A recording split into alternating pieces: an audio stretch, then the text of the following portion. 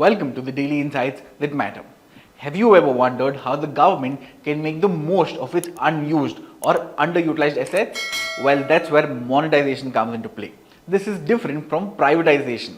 It's an intriguing concept that involves the government handing over the revenue rights of these assets such as road, power, transmission lines, stadiums, warehouses and more to private entities for a specific period. In return, the government receives upfront money, a share of the revenue generated and commitments for investments in these assets.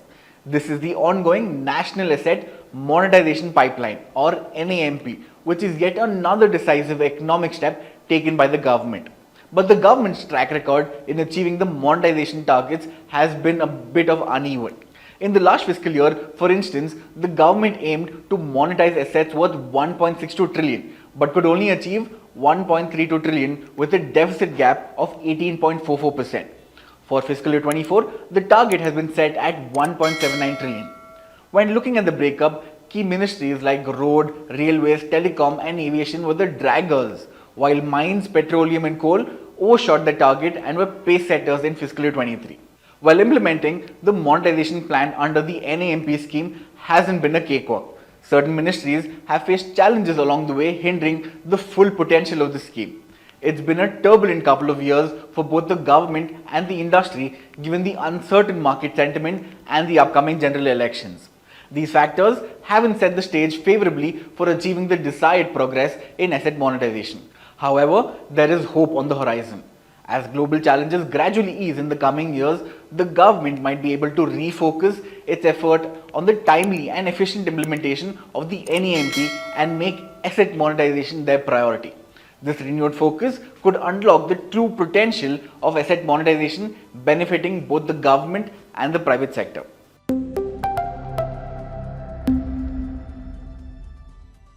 India has been making big strides in the manufacturing and exporting of smartphones. Interestingly, India has almost doubled the value of exports in the smartphone category in fiscal year 23 from the previous year. According to Ministry of Commerce data, India's smartphones exports have almost doubled to 88,000 crores from the previous year of 45,000 crore. This significant rise has even led to the smartphones now breaking the ranks and entering the top 5 most exported commodities by value in fiscal year 23, only behind different categories of fuels and gasoline and diamonds. When looked at globally, India ranks in third position in terms of smartphone exports at $11 billion, only close behind Vietnam and China, which is well placed at first position at 128 billion. The massive and ambitious PLI scheme along with the Make in India program have given enormous support to the smartphone manufacturing and exports in India. Though the import for critical components like semiconductors, circuit boards, display, etc. have increased over the years but decreased the value addition only at 12 to 18% in India according to ICEA. Additionally, Apple's move to shift to India to reduce the dependence on China has made significant difference as the exports from Apple alone have contributed around $5 billion.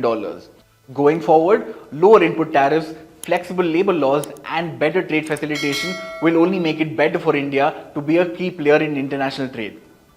While I say this is me Rahul Hassan signing off. Have a great day and stay safe.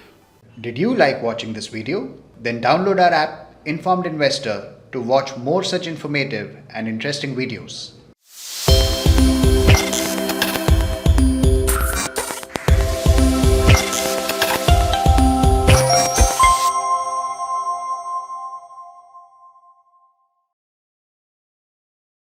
Equity investments are subject to market risk. Read all investment-related documents carefully. Visit www.researchandranking.com